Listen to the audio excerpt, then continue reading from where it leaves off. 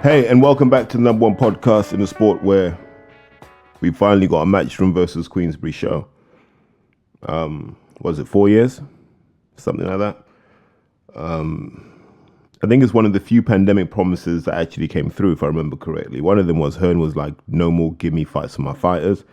And he's been sketchy on that at best. That's me being diplomatic. And there were others, like I'll sit down and have dinner with Frank. We finally got to that. It took a lot of Saudi cash for that to happen, so it doesn't feel genuine, but it is what it is.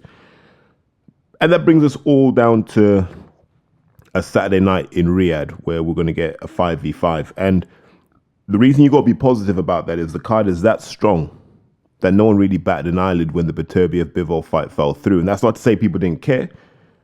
But no one said the show needs to stop. It's still a solid show. It's a show that British boxing fans would have watched regardless of the undisputed fight. I think we can all agree on that. So that's a massive tick in the box for Turkey. That's a massive tick in the box to the Saudis for making that happen. I don't think anyone else could have made that happen. So let's give a massive tick in the box for that. We get a good card.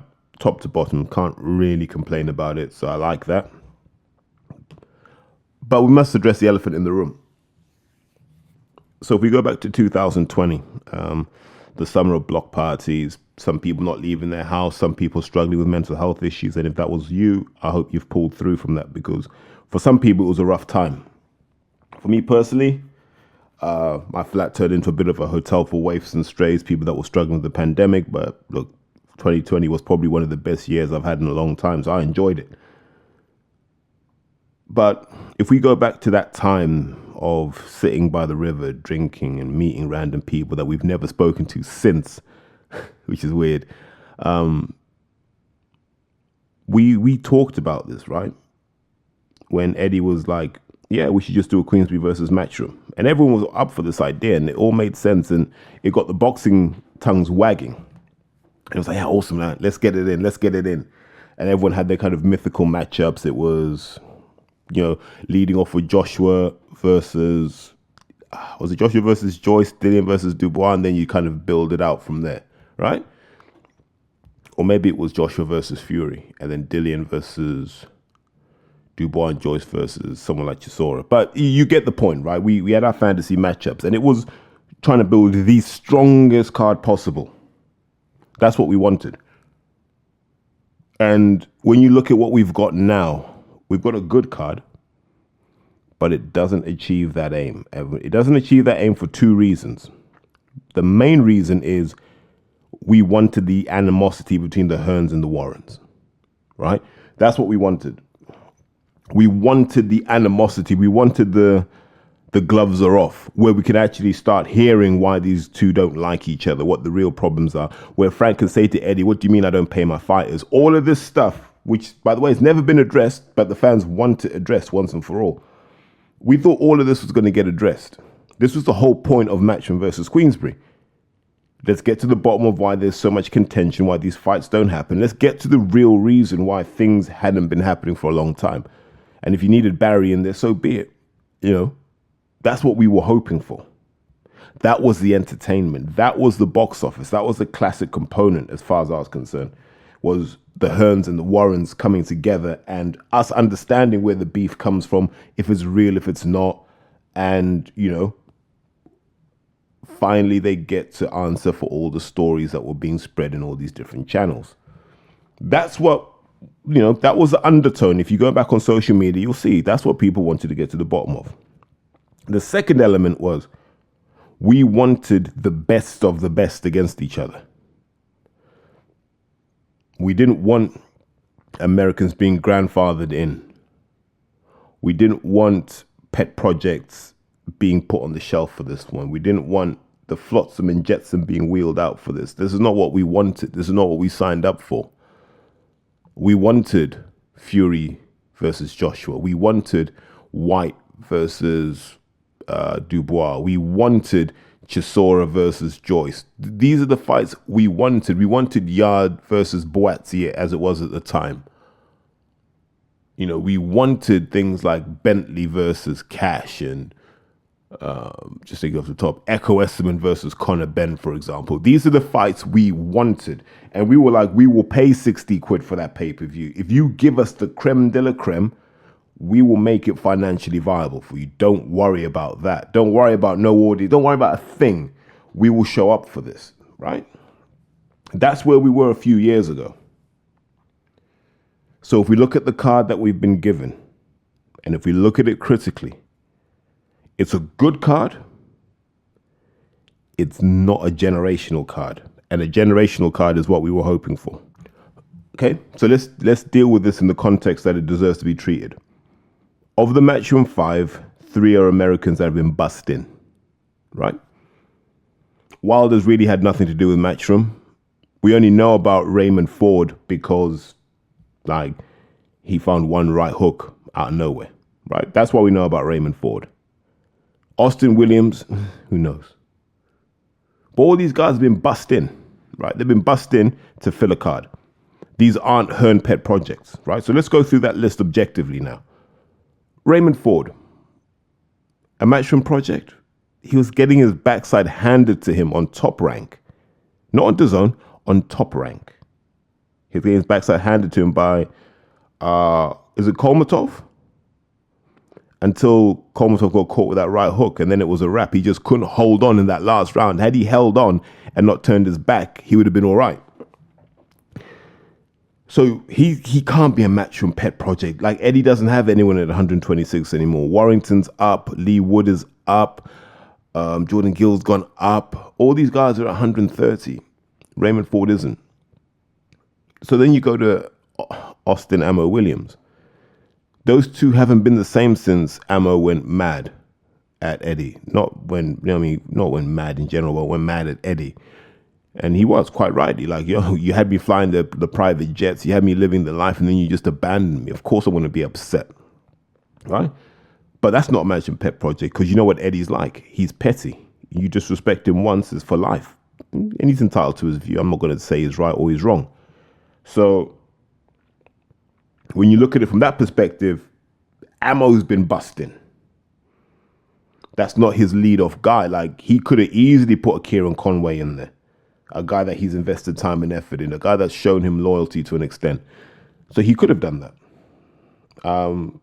Had things worked out better, would he have put Conor Benn in there with Hamza Sheares? I don't know. But that's two guys that have been busting. Craig Richards. Hearn has never really been a fan of, and Craig has always been kind of a guy that can put in the mix. He did it with Bullioni, he did it with Boazzi, he did it with Bivol. Craig just kind of seems to get in to fill a card, and Craig will acquit himself well. But I've never seen Hearn love Craig Richards the way he's loved other boxers. And that leaves us with the heavyweights. Filip Hrgović, I still don't believe he fully promotes Filip Hrgović because he's not invested in Filip Hrgović the way maybe he would have been if that was Johnny Fisher. So Hrgović is another guy that feels a bit busted, although, Hearn is involved in his career, but it's not a Hearn project. And Wilder's basically just been bussed in after everything that Hearn has said. And these are things that never get addressed. It gets glossed over, right? Because we've got the camera jockeys refusing to ask these questions. Like, they should have Hearn and Wilder and say, listen, he said this about you. What was your reaction at the time? How do you feel now? He said that about you. How do you feel now? He made fun of you about this. How did you feel when he went around America asking who Deontay Wilder was? These are the things that fans wanted resolved, but we're all being made to pretend none of this ever happened. And that they've always got along and that no one's ever had a problem with anyone. So that's the only job of Charlie, the Stomper Parsons, Big Cougs, all these guys. Their only job is to give us one answer. Has all of this just been fake? Or is it real and everyone's pretending now? Just tell us the truth one way or the other and we'll be okay with it. But right now it's very, very confusing. So you look at that 5 that Eddie Hearn's puts out. They're not his guys. Those aren't guys that Eddie has ever anchored an event with. They're not guys that Hearn has ever said, these are my pet projects. Not one of those 5 is a Hearn pet project. Not one. They're people that if they left Matchroom, if they never worked with Hearn again, he wouldn't be upset. He has no emotion attached to them. It's not Sky Nicholson, for example. It's not Lee Wood, for example. Or in previous years, a Carl Froch, a Tony Bellew. These are not the same caliber. These are just opponents Hearn seemed to have available. It's like, sometimes you play a game of rugby and the other team show up with 13 players and you got a couple of lads on your bench who you don't really want to see play anyway. So you go, all right, let's just have those two. That's what this feels like from a matchroom perspective. Now, if we look at what Frank's bringing to the table, I'd say for absolute certain, 3 of those guys are Frank Warren pet projects, right? Like personally, Frank is invested personally in those. And I think a couple, like, I could see why he would be. I could see why he wouldn't be. They're kind of in the show me I should care about you, right? So Nick Ball is definitely a Frank Warren project. Frank's annoyed he's not a world champion. So that's why Raymond Ford's been brought over. He has a belt. It makes sense. I think if Ray Ford didn't have a belt, they would have found somebody else with the belt and Hearn would have grandfathered him in. So this is about Nick Ball winning a world title and Frank making good on his promise. And fair play to Frank for being a man of his word. So Nick Ball pet project. Hamza Shiraz, Jesus, if ever there was a pet project, it's Hamza Shiraz, right? Like that career has been curated and manicured to the nth degree. I'm not saying he doesn't deserve it. I'm just saying this is what it is. So we know that he's a pet project. Now, Willie Hutchinson, did Frank know what Yard was about to do and go, well, let me just get a light heavyweight here just in case, because there's money in the UK domestic scene, right? So why not have someone in there? And if Yard's not going to play ball, why not get Willie Hutchinson? And then you never know, Frank might give Andre Sterling a call. But you want some critical mass at 175, right? Because you need people that are going to tide you over till someone like a Carol Atalma comes through. And I still believe Atalma can do something. Maybe just needs to have a word with himself and really understand what it takes to be great. But Carol Atalma could do something. And on the other side, you got someone like a Ben Whittaker who's doing great things at the moment. So I can see why you'd want Willie Hutchinson in there, because he's not much older than Ben. I don't even think he is older than Ben, is he? So I can see the logic. And then you look at the heavyweights, and I can see Dubois is definitely a Warren Pett project. Like, I mean, like that's like in terms of Queensberry, that's the silverware right there. That is the silverware. And then it's Zhang. And if Moses Atalma had been ready, it would have been Moses Atalma fighting on this show instead of someone like a Zhang. But Zhang is a useful chess piece to have because everyone likes big heavyweights that can knock people out. So there's value in that. In the same way that Matchroom can do business with Derek when they need to, Zhilei Zhang kind of serves that purpose.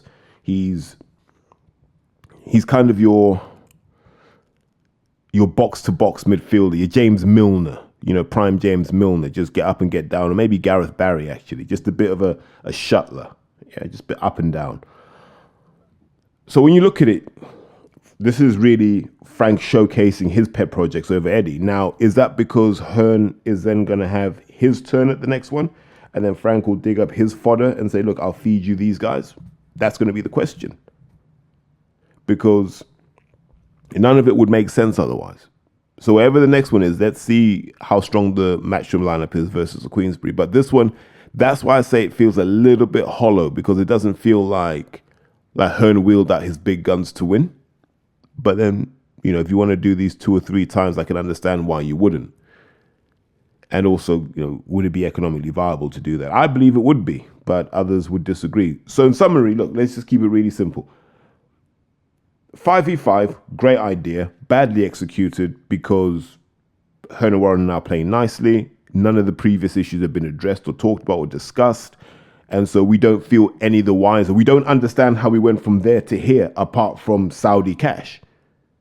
You see what I mean? Like, it's just Saudi cash. Oh, okay, we're all going to play nicely again. But it also means that they can never go back to how it was before because we're not going to believe it. It's like, listen, you guys were licking each other's testicles for the Saudi cash. So we don't buy a single dirham of what you're saying right now. Not one penny, not one dirham, not one anything. So that's the first reason. The second reason is Eddie just didn't put his strongest hand out. He's kind of not, I don't want to say he sandbagged it, but he's definitely wet lettuced it. So it's going to be a good card, but not the card it should have been. And that would have been a great card. So we should talk about the fights then, right? That's what we're all looking forward to. So let's just jump into that. Like, I enjoy some of these sort of matchups because there's a story behind them that can have you deceived until you really look at what you're dealing with. So if you look at Nick Ball versus Raymond Ford, would you want to face Nick Ball if you were Raymond Ford? Bearing in mind, you took a beating against Kolmatov, and like, I'm not going to debate whether Raymond Ford is tough. He's double tough. But Nick Ball throws far more punches. Yeah, far more punches. And because of the way that Nick punches, it doesn't really matter what stance he is. He's hitting you with both hands from quite annoying angles as well. And it's going to be body and head. Now, clearly Ford has got some pop and it carries late into the fight. Like, that's one of the things we can deduce. But I don't see his work rate being enough to A, tire Nick, and B, deter Nick. I think Nick will feel like, yeah, this is brilliant. In the same way he did with Isaac Dogba. Isaac wanted time and space to work. Nick said, no, I can't let you have time and space because you're better than me. But this brawling thing, no one can outbrawl me. And so you're going to see Nick come in with that. And I hope that they don't try and change that and deviate from that. That just, that rough and tumble style he's got can get him a long way against someone like Ray Ford. Ray Ford's hope is being a southpaw, he can kind of do that kind of roll out to the right-hand side and come over with the right hook and just catch Nick rushing in, when he's off balance and drop him that way.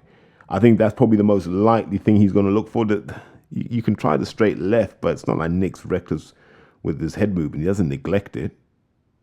So when you see those two, I just think Ray Ford has to find more work rate to go with Nick. And if he does that, would he last to 12 the same way he did against Kolmatov? I don't know.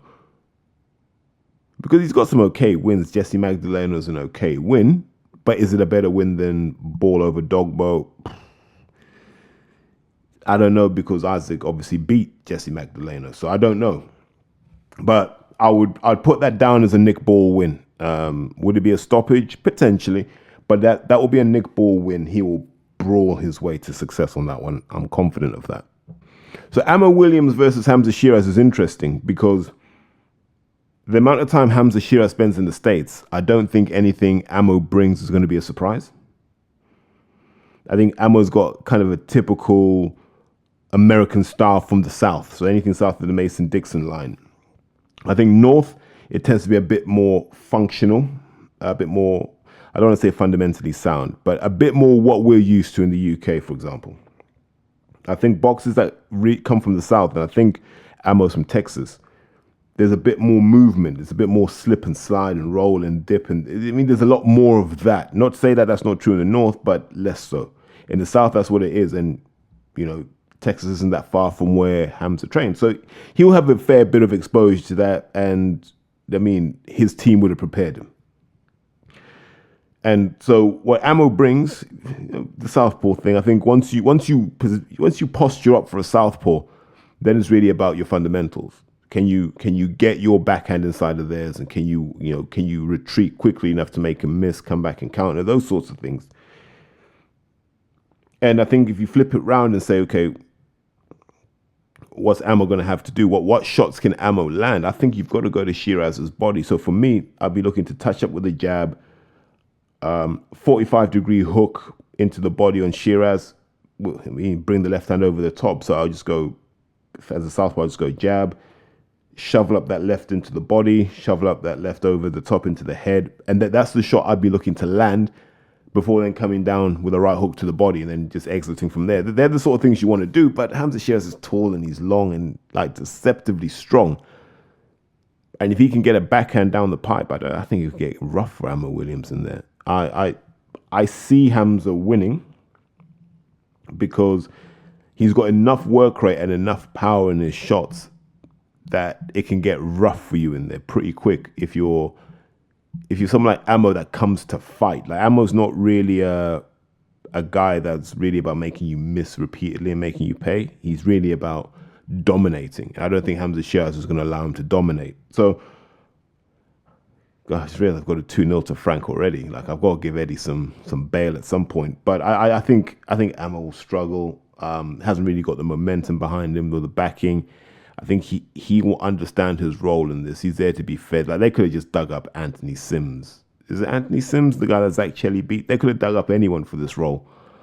But I think this will be a good showcase for Hamza Shiraz. And I think if Shiraz wins and wins impressively, then they'll be talking about world title eliminators and that being his direction of travel.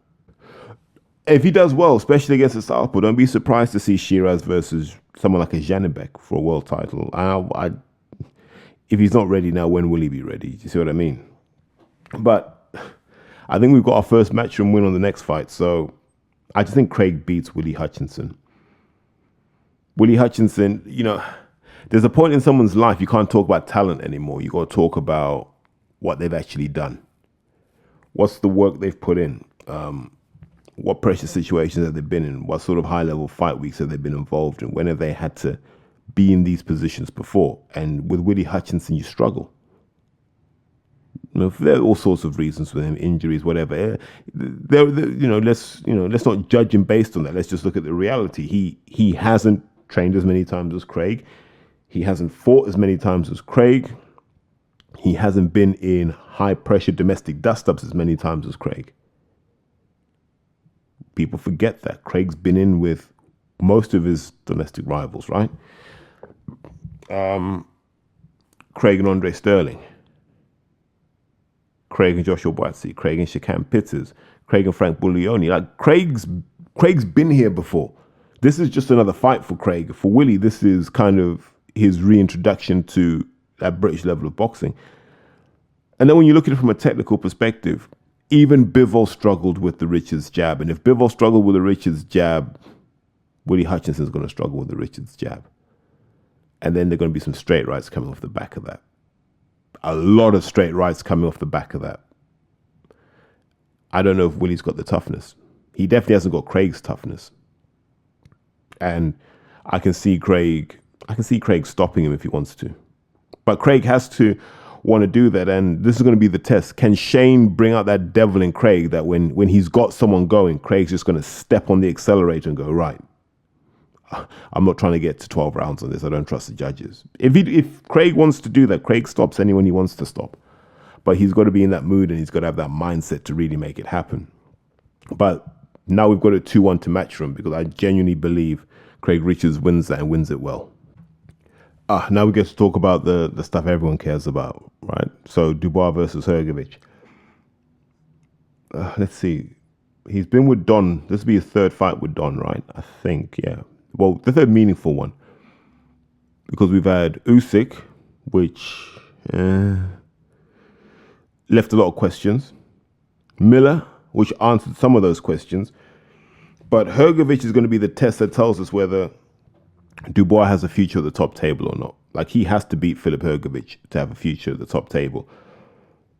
And that's not going to be easy and also, like, Hrgovic is in the same position because Hrgovic has been that guy that's been talked about since he was sparring David Haye. I think he's the guy that gave Haye the cut that stopped the Fury fight. But Hrgovic has been in these sorts of conversations for a long, long time. He did the Olympics 8 years ago. And he's flattered to deceive ever since. Now, people holding the belts hostage hasn't helped his career. Let's be absolutely clear about this. And this is a downside of Undisputed. A lot of these guys should have been world champions. Even if it was for one defense, it doesn't matter. And so Dubois has to impose his jab. All the other stuff will come off there. But if his jab's not popping, it ain't going to work. But if his jab is, I don't know what Hrgovic does. Hrgovic hasn't shown himself to be adept countering off someone's jab, and he hasn't shown himself to be adept at leading off. So Dubois is going to lead off, and Dubois' jab is heavy and it's destructive. Look, because he trains the way he fights, like Daniel Dubois doesn't really have chill in him. He doesn't really know about, managing his power and his strength. So he'll be coming into this immediately firing. And Hrgovic has shown himself to be a slow starter. was a slow starter against Zhang, especially. So can he start fast against Dubois? He's going to have to, because you don't want to be 4 or 5 rounds down to Daniel Dubois and needing to stop him. But then flip around and go, what happens when it comes on top on Daniel? Is he going to be equipped physically and emotionally to ride out that storm for the higher purpose, which would be a fight with Joshua Usyk again? We're going to find out a lot. Like, I want Don to succeed. I think he's put his years in now, and you'd like to see him succeed. For years, Don said, look, they've never given me one of the crown jewels to work with. Now they have. And now he's got to deliver and show that he was making miracles happen with lesser fighters. Now give him a good fighter and he can make the impossible seem normal. I wish him all the best. In this one, I'm going to back Dubois, because I think Hrgovic had that lack of momentum and lack of big fight environments and pressures and crowds, which is going to catch up to him. So hopefully Dubois can get this cracking. And now I've got it 3-1. Last fight of the night, Deontay Wilder versus Zhilei Zhang. If you guys know me well enough to know I can't look past a Wilder win on this one. Wilder is tall enough, has the reach, will have the jab on Zhilei Zhang, and he's just got to let his right hand go regularly. Because, in the first 4 or 5 rounds, Zhang lets his go. Zhang will go touch, touch, touch, backhand, right hook. And if Wilder's not aware of that, it can get rough for you, because Hrgovic is putting people, not Hrgovic, Zhang has been putting people down with that shot. So Wilder's going to have to be on his game. Malik Scott's going to have to earn his money. But he's going to earn his money by telling Deontay to be the old Deontay, the mobile Deontay, the I just throw punches from wherever I feel like it Deontay, because he's harder to read. This conventional 1-2 step out, 1-2 step out, 1-2 step in, that's not him. I saw his public workout. There's a load of nonsense in that. I don't think he's going to fight anything like that. Well, I hope he doesn't, because he's no mug. He's prepared for everything. But I think that's going to be a Wilder win. Imagine if he knocked out Zhang. That'd be a very, very powerful statement. But I've got it 3-2 to Queensberry based on that. And I think Hearn will be okay with that, because what you'll hear after the fight is Hearn will go, there'll be another one. I'm going to get my revenge back. And then he'll probably do it 3-2 as well. But look, it's just some wider things to touch on about the whole kind of fight thing. We need to get to the bottom of this racism thing. So Craig Richards says Willie Hutchinson said something racist to him, right? The thing is, Craig's a smart man. Craig's a perceptive guy. Craig doesn't say that unless Craig's 100% sure. Now, I don't know what was said, and I don't know if it was captured on camera. But the fact that this is not being discussed worries me, because I promise to God, if there was any allegation that one of these boxers inappropriately touched someone, they would not be boxing. But it's like I said, racism is generally seen as a low order sin. But we need to get to the bottom of it. I'm not going to call anyone a racist until someone gives me proof. But I think it's kind of one of the elephants in the room that needs to be addressed and discussed. Now, people are saying Boxing King Media has the footage and is not showing it. If that's the case, then that's poor form, right? It needs to be out there, because these things can't be said and then everyone just goes, well, no, hold on. I'm going to do an interview with them on Sunday, and basically I'm creating all of this controversy so you'll watch the interview. I'm just dead against that. Like, there are ways to grift and there are ways to not grift, and this is one of the ways to not grift. I'm trying to think what else have been people talking about. Will Dubois versus Hrgovic be for the interim belt, and what's going on with the Usyk situation? So my understanding is, had one of these guys retired, Fury or Usyk, the belts probably would have been scattered, because there would have been no rematch and no need for someone to hold all 4 belts. But now that there's a rematch and the fight was close, some leverage will be applied. I think Usyk's team are applying for an exemption, which I think is fair. And if that's the case, then if this is for the interim belt and Usyk decides to hold on to the belts and is allowed to do so, then let's just be a guy who will be interim champion. I don't think you can fight for the interim championship ad nauseum, right? So that needs to be drawn to a head soon. And deep down, I don't think Joshua wants to fight Usyk again for an IBF, especially as he's declining at the same time that Usyk is. So we'll see what happens and how all of that plays out. Also hearing that there's going to be some prize money for the winning team tomorrow, which will probably be Queensbury. But how much of that money will the boxers get? And the reason I say that is we've got to touch on the yard situation. So the WBO ordered purse bids for June 7th for Anthony Yard to fight Joshua Buatsi for the WBO. Is it the full belt or the interim? I have no idea. Now, Yard's saying he's in a contractual dispute with Frank and as such won't be participating in the purse bids. Okay. But what's the dispute about? I'm not close to this at the moment, and I'm sure once I do this episode, someone will ring me up and give me the details. But I would suspect someone has told Yard that there was a number that was offered for him to fight whoever, Beterbiev, whoever. And then Yard will go, but that's not the number I got. And then Yard will go, that's not the number I got, plus the number that Tunde got. So where did all this other money go? And what does the contract say about that? And I think that may be where the issue comes from. And normally in these situations, promoters say, look, you agreed to fight for X million. Don't worry about what happens on the other end. This is what you agreed to. And then the argument back is always, if I'd known what the real number was, I could have based my calculation on a larger figure. And as such, I would have probably thought something different. So it's about materiality. If that's what it's about, then this will get messy.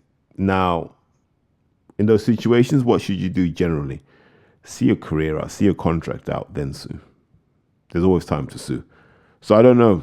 I don't know if he's been well advised or not. I'm not close enough to it, but it'll be a shame if we don't see that fight. That's what I'd say. And Yard will not enhance his career by doing this, because you'll just get caught up in legalese and then you'll be 36 before you box again. He's better off just boxing under protest, and then when the time's right, then you pursue the litigation route. Or in the meantime, you can arbitrate. But this is why you got to check your contract. You got to check your contract. And if you're a good manager, what you're saying is, I know what you're offering me for the fight. What's the budget for the fight? That's what you want to ask. What's the budget for the fight? And you go from there. Because remember when Queensbury won the Fury versus Dillian White fight, and I think we kind of know Fury didn't get 32 million for that. But they were able to inflate the numbers to make it work. So just know boxing's a shady game in terms of what people offer for a fight and what fighters get paid. So hopefully that gets resolved. I don't want to waffle too much longer because everyone's got weekends to be getting on with. So enjoy your weekends, guys. Hopefully I'm correct with my 3-2 pick. If I'm not, I'm going to get a hard time on Twitter for this. So, make sure you're followed if you want to give me stick. And on that note, I'll say take care, guys. Porky's Corner is proud to be sponsored by Spartan Site Solutions. They are specialists in civil engineering and demolition contracts for the construction industry. Interested parties should visit their website or contact Porky's Corner for a referral at porkycorner@mail.com.